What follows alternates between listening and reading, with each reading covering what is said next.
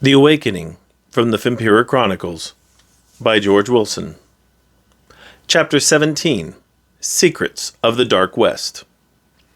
Zechariah sat on the bare floor of his room with his legs crossed and his eyes closed. The room was minimal in its furnishings, only a bed and nightstand, but of good quality, so one could expect a restful slumber. The walls and floor were the same uncovered stone as the halls, dark and old. He was relieved to have a few minutes of peace from the chaos that had so recently enveloped his world. He could grant that most of the chaos was of his own creation, but he was also concerned over David's resistance in accepting the life that had been thrust upon him. He was not so blind as to miss David returning the sword to the Levicart. He understood that David's background did not involve any kind of fighting, but at some point the boy would have to make a choice as to which path he would follow. However, it had been a very long time since Zechariah was a new Fempiror, and he had volunteered for the fight, so their circumstances were completely different. It could also be said that David's youth was fueling his difficulty adjusting to his new life. The younger one is, the more they resist change, yet the more easily they ultimately adapt to it. He allowed his mind to wander from these frustrations to their present circumstances far more complicated than the new Fempiror. The decor of the Deldral's hall suggested the Alewo, yet the armor of their guide was clearly Tepish. Ulrich wished to speak to them, and yet he wished to wait to discuss anything, even something as curious as someone who claimed to come from here, at the time they met. The man who was with him, however, was very interested, but Ulrich did not allow them to speak of it. He knew the Tepish were here, but he wondered who was really in charge. He allowed these thoughts to pass from his mind, so he could feel a mental renewal before he rested his body. He also hoped that by clearing his mind, the answer would come to him, though he felt the information he possessed was insufficient to form a true determination. Zechariah opened his mind and listened to the caves. He could hear the others were resting, and he also heard that David had lain down immediately. There had been no sound from his room for quite some time. There was movement somewhere close by. He was sure it was not coming from any of the rooms or from the hallway outside, but it was close. The halls were such a maze. The sound could be coming from a hall or chamber behind these rooms, he supposed, but they also seemed to be coming closer. As they drew close, the steps softened. He was unable to make out how many there were, but more than one for sure. Could it be a trap? Whoever it was still had not come to the hall in front of their rooms, so it did not seem as if they were in any danger. Even the softened footfalls were audible in the quiet stillness of the caves. Then it occurred to him just how quiet it was. Fempiror had implied a large force, though he did not say how large. The room they had seen was big enough to imply that they should be hearing something from the other inhabitants of the Eruftium Plateau, but in their entire time here they had seen and heard no one else. He found this revelation more disturbing than any others so far. If there was a force, where was it? A soft sliding noise hit Zechariah's ears. It sounded very close, but like nothing they had come across so far. Something in one of the rooms, perhaps. His eyes snapped open. David had gasped, and now he heard the footfalls next door. How had they gotten into David's room? He sprang up from his meditative position and ran out the door into the hall.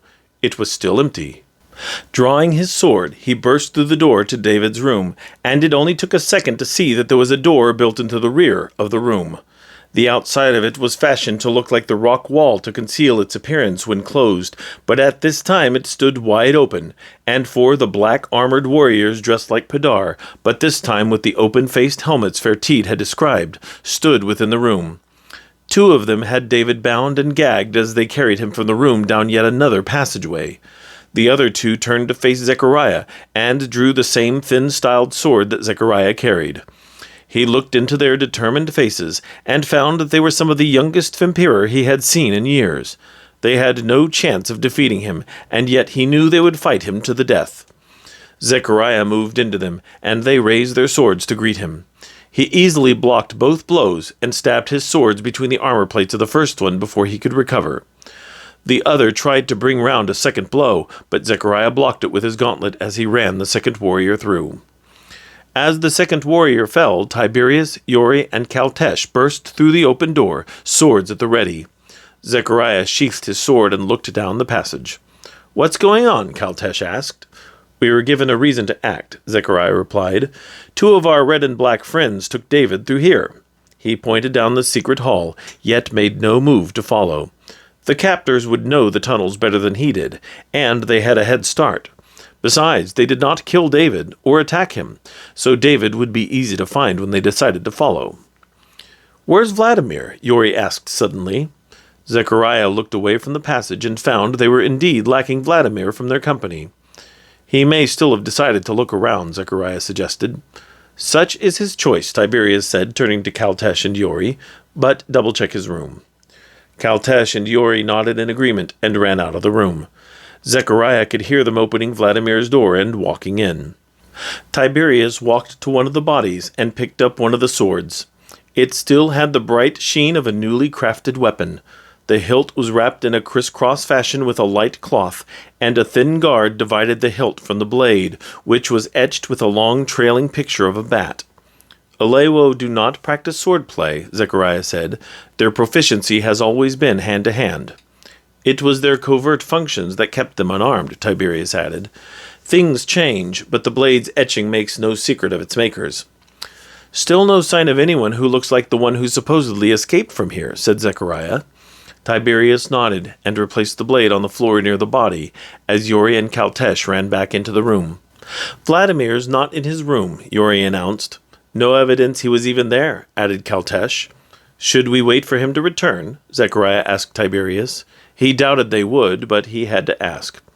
"He can handle himself," Tiberius replied, which came as no surprise to anyone. "If he doesn't turn up, we can look for him later. Right now, David is the more vulnerable one." "Then we need to see where this goes," Zechariah said. "Yori, were you able to determine anything about how to follow these hallways while we were following Fempiror?" "Yes," she said. "I noticed that some of the hallways had subtle markings, single Phileterusk letters on some of the halls that didn't make sense when I first saw them, but then I noticed that they were the same as we passed from hall to hall. I suspect specific paths are marked, while others are only known to those who need to travel them." "I missed that," Kaltesh said. "I saw the letters, but I didn't connect them to anything," Tiberius admitted. "That's why we brought her along, though," Zechariah pointed out. He had traveled with Yori some 50 years ago when they were searching out a Tepish rumor, and even then she was able to spot little signs and markers that he had missed. He, too, had seen the letters this time, and suspected what she stated, though he hoped she had caught more of them than he did. "Of course, it's not getting to David where her skill will be useful," Zechariah continued. "It'll be getting out of there that I'm concerned about." He led the way into the tunnel. Yori followed right behind him, trailed by Kaltesh, and then Tiberius. The passage was a single pathway through the dark carved walls, unlike the maze they had traveled before. The walls had no letters or other markings, nor did they find any branches or forks.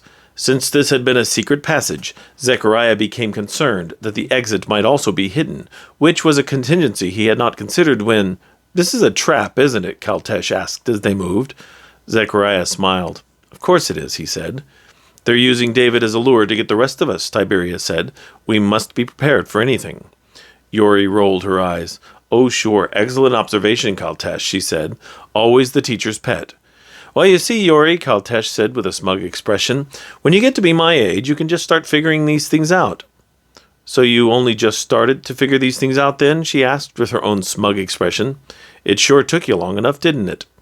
"No," said Kaltesh, realizing what he had said. "That's not what I meant." "But that's what you said," she said, and then turned away from him to focus on their path again before he could respond. The light changed ahead of them. The passage was coming to an end. They emerged into a room identical to the one they had left, complete with the bed and nightstand. They looked around for a moment, disoriented. Zechariah did not believe that they had circled around, and he was certain Yori would have noticed a significant curve in their path. "This looks familiar," Yori said, stating what they were all thinking. "Illusionary trick," Zechariah said. "It would have been more successful without the dead soldiers left behind." "I see," Kaltesh said. "Let's go," commanded Tiberius. They exited the room into another plain rock hall. A large boulder, which barely fit inside the passage, blocked one end of the hall. They walked cautiously to the open end of the hall and found that of the 3 directions normally open, more boulders blocked 2 of them, leaving them with only one direction. Tiberius chuckled. "I'll have to say this is the most blatant trap I've ever seen," he said, as they walked past the blocked halls towards their unknown destination. "You know, if," Kaltesh began, then changed his mind. "When we get ambushed, there's nowhere to go." "If you don't stop observing the obvious," Yori told him, "you won't get your first live battle experience." "I'm just saying," Kaltesh replied. "Focus," Tiberius said. "We don't know yet what we're walking into." Zechariah was certain that Tiberius would have chosen Kaltesh and Yori well, but having heard that what lay ahead of them could be their first live battle, he was concerned. An assault in a practice room was quite different from a battlefield attack. They came to the end of their predetermined path, stopping about 15 feet from a doorway, and looked across the massive room they'd seen while entering at floor level. But this time, the room was fully lit, showing off its sheer immensity. The room was easily 200 feet from one wall to another, and almost a perfect circle. Exits rested along the walls at roughly 10-foot intervals, providing more avenues of entrance and escape than Zechariah cared to consider. From their vantage point, Zechariah was unable to see what surprises the upper level afforded, but he was unwilling to move any closer, or he would risk being seen by whatever awaited them. David sat in an oversized chair in the dead center of the room, held in place by what appeared to be Japrinsa, a light, thin rope strong enough to hold a Fempiror. David did not appear to be injured, but instead of looking for help, he stared at the ceiling with a gag in his mouth. Zechariah turned to the others, also assessing the situation. "I'm open to suggestions," Tiberius said quietly, not taking his eyes from David or the room ahead. Zechariah shook his head. "I have none," he said. "What are we up against?" Yori asked, trying to see beyond what sightlines they had. "David looks alone in there," Tiberius said, "but he's probably surrounded by every tepish in the place." Zechariah nodded. "What are they expecting?" he asked, truly wondering if anyone else had seen something like this before. "This is an unusual enough setup," he continued. "Based on the warriors I came up against back at the room, they're pitting inexperience against us, and I imagine they know that." "That would mean we're against numbers enough to overwhelm us if we're not careful," Tiberius said. "Do you think they will expect us to try and sneak around?" Zechariah asked. "That's fair to assume," Tiberius agreed. "But what if they assume that we assume they assume we'll sneak around?" Kaltesh began, drawing Tiberius and Zechariah's attention. "And assume we won't sneak around because we assume they're ready for us to sneak around. Should we sneak around anyway, like they may assume we won't, or come in behind them, like they assume we will?" Tiberius and Zechariah stared at Kaltesh for a long moment, and then looked at each other, assessing what Kaltesh said. "He makes a good point too," Zechariah said with a shrug. "What if we just run in there, grab him, and run out?" Yori finally suggested. She sounded frustrated, but interestingly, this suggestion was the best yet. They would expect the old warriors to overthink the situation, making the impulsive action the best suggestion. He looked across at David's tiny prison, their young captive left alive to give them a glimmer of hope when none was intended. They could cross the distance in an instant and have David free before the tepish realized their presence.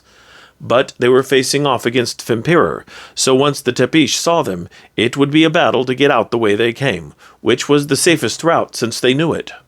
Tiberius stepped up behind Zechariah. "Let's go." Zechariah nodded. The 4 Rostim ran full speed into the wide-open room. The distance felt like a mile as they ran, waiting for the pendulum to drop and crush them. They reached David without a soul entering the room. Tiberius worked on untying the Japrinsa as Zechariah, Yori, and Kaltesh stood around him, watching the room. They could see now that the path they had followed earlier around the upper level did not circle the entire room. The far side of that level also contained exits and a ledge around which many warriors could stand. Zechariah saw the entire scenario in his mind, swordsmen on the floor, archers in the balconies. He prayed they would be fast enough to deflect the onslaught. He glanced back to Tiberius as Tiberius released David's bonds and removed the gag. "It's a trap," David exclaimed. "Of course it is," Tiberius said with a smile. And then Zechariah's scenario began. Swordsmen emerged from the myriad of entrances around the chamber dressed in the signature red and black armor, their thin, light swords at the ready before them as they charged their prey. On the upper level, archers appeared, each knocking an arrow as they stepped forward. With David released, the 5 of them ran for the way they had come before the way was blocked by a multitude of swordsmen. An arrow sailed past them. They looked to the balcony. The archers released a swarm of arrows on them. With lightning speed and accuracy, they blocked every one that was marked for them with their swords and gauntlets, as David hid among them. Several went astray and hit the red and black warriors who had not made their armor to deflect the projectiles. The swordsmen rushed in to attack the rostim following the barrage of arrows. A fierce battle ensued between the 4 experienced fighters and the red and black Fempiror. The fighting was unbelievably fast. Swords clashed, and the speed and accuracy of the gauntlets on the 4 fighters' arms and legs blocked the blows that tried to break through their swords. The archers fired again. Parrying blows with one hand, the 4 fighters split their concentration and blocked the incoming arrows with their gauntlets and dodging. An arrow found its mark in Yori's arm. She yelled and fainted to one side, a sword just missing her. She recovered quickly, and with the arrow sticking out, she carried on. Zechariah glanced to the upper level. As the archers prepared another volley, several warriors emerged and took them down.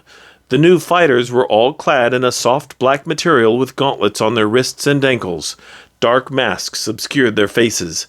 Zechariah called to Tiberius, who spared a glance to the upper level, where the archers had turned their attention to the new warriors that invaded their lines. "Could it be?" Tiberius asked rhetorically. Several of the warriors, armed with nothing except their hands and feet, jumped down to the lower level and assisted the 4 rostim in dispatching the red and black warriors that continued to pour into the gathering chamber in almost endless numbers. More of the black-clad warriors joined the fray, which allowed the rostim and David to make their way back to the hallway that led them into the trap. A larger, dark warrior took the lead, running down the hall, while another smaller one took the rear guard with Kaltesh. The red and black warriors swarmed out of the chamber behind them, while others were detained by the influx of other dark-clad warriors from the upper level jumping down to greet them before they could leave the room. The small detachment moved quickly down the hall and past the room with the passage that had brought the rostim to David. Tiberius called out to their leader as he reached the boulder that blocked the passage beyond the rooms.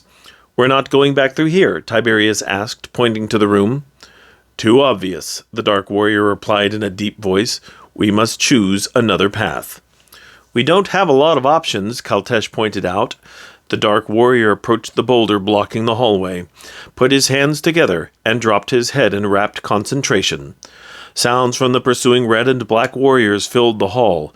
Zechariah, Kaltesh, and Yori stood with their swords at the ready at the back of the line. With a shout, the dark warrior slammed his fist through the boulder, smashing it to pieces. He regained his calm stance. The others looked on in awe. "Only an Alewo could," Tiberius began, but the dark warrior held up a hand. "We must continue," he said simply, and ran forward. The group ran behind him through the maze of corridors. The dark warrior took lefts and rights seemingly at random, and it was doubtful that even Yori could keep up with the rapid rate he was selecting directions to find any pattern to it. Zechariah could hear the force now. A large part was following them, but he could hear them through the walls all around them. They had roused the Tepish within Erufdium, and the Tepish were coming for the Rostem and their mysterious helpers. The dark warrior finally stopped in the middle of a long hallway with no apparent doors or openings. "What are we doing?" Yori asked desperately. She, Kaltesh, and Zechariah fanned out again to defend both sides of the group along with the other black-clad warrior who remained silent. Zechariah hoped that whatever this dark warrior had planned, he would do it quickly. The dark warrior looked both ways and then opened a hidden door. The group filed in, and the dark warrior closed the door behind them. Inside the room, everyone held still and silent. They heard the sounds of feet shuffling by outside the invisible door, and then it was silent again. The room they had come into was a wide chamber that led to another hallway beyond. David slumped to the floor, exhausted. Fempiror or not, this was undoubtedly more activity than he was used to in a day. But then, this was more activity than Zechariah was used to as well, and the battle winded him along with everyone else. It did not help that no one had gotten much, if any, sleep before the tapish took David. "I was beginning to think this place was all halls," David gasped. "I have a lot of questions," Tiberius said. "I know you do, but we are not free yet," the Dark Warrior said. "Can you give us an idea as to what's going on?" Tiberius asked him. "I had hoped to tell you when we spoke," the Dark Warrior said, and removed his mask. Behind the dark mask was the wisdom-lined face of Ulrich, the Deldral of the Dark West. Zechariah finally recognized him from the Alewo so many years ago. He was not the leader of the Alewo army, but one of its soldiers such as Zechariah was. They had both been present at the meeting of the Rostem and Alewo back then, and he remembered Ulrich, being not much older than he was. Zechariah looked to Tiberius, who apparently recognized him as well.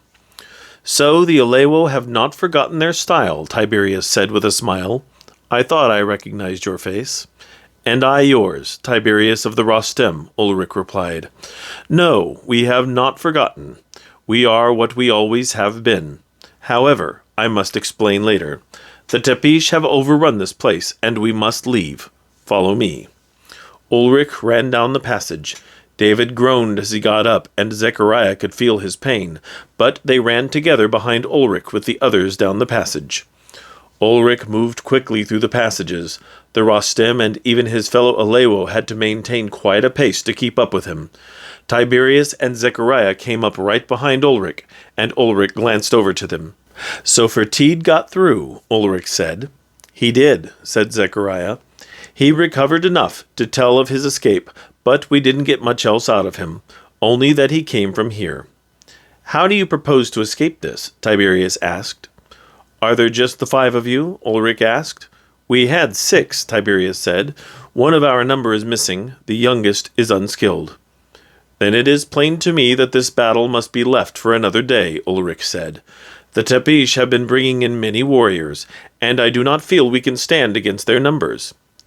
"Where did they all come from?" Zechariah asked. "Everywhere," Ulrich replied. "They solicited us after you drove them from their base 25 years ago. We gave them refuge and left them alone. They have been building their numbers ever since, and only after they took over our home did we take notice. Before then we paid them no mind, nor did they pay any to us." Ulrich stopped at a dead end. He pressed a part of the wall, and a door opened into another corridor. He ran in, and his accompanying Alewo closed the passage behind them, leaving no trace of a doorway. "We can walk for now," Ulrich said. "I'm sure you must be tired. This passage is unknown to the tapish as far as my knowledge goes. It should be safe." He walked onward down the passage. "Where are we going?" David asked. "Can I assume you left your transportation in the cave near the entrance?" Ulrich asked. "We did," replied Tiberius. "We are going there," Ulrich said. "This mountain is littered with passageways, most of them we carved during our stay here over the last 400 years. They walked for a few minutes before the hall opened into a massive natural cave. Sunlight streamed in through minuscule openings across one of the walls and reflected through a series of crystal formations on the ceiling, which served to illuminate the cave brilliantly and beautifully. Even Zechariah, through all his years, was mesmerized by the beauty that met his eyes. Ulrich led them on a path leading through the cave that contained a large number of dark-clad warriors, some of which showed injuries from the recent fight. "The tapish do not know of this area," Ulrich said. "We were careful to keep some things secret from them. They know of passages between the rooms, but not of any others. There are many ways into this cave, and my Alewo will find their way here." They reached the far end of the chamber where several Alewo were waiting. Ulrich turned to Yori. "You'd best have that wound mended," Ulrich said. "See Gasta over there. He's one of our medics. He'll take care of you." Yori bowed to him. "Thank you," she said, and walked over to an Alewo who had approached them as soon as they had stopped. Ulrich turned back to the other 4. "Your transports have been brought into our own hold, which is behind the cave," he said. "Another doorway you did not see in the cave leads into here." Zechariah nodded. He could not help but wonder how many different passages they had passed since they had arrived. Ulrich pointed to a smaller chamber just off the main cave in which they could see a series of beds. "Please accept our true hospitality," Ulrich said. "Rest. Take some food and drink. You will need your strength before another day and night are past.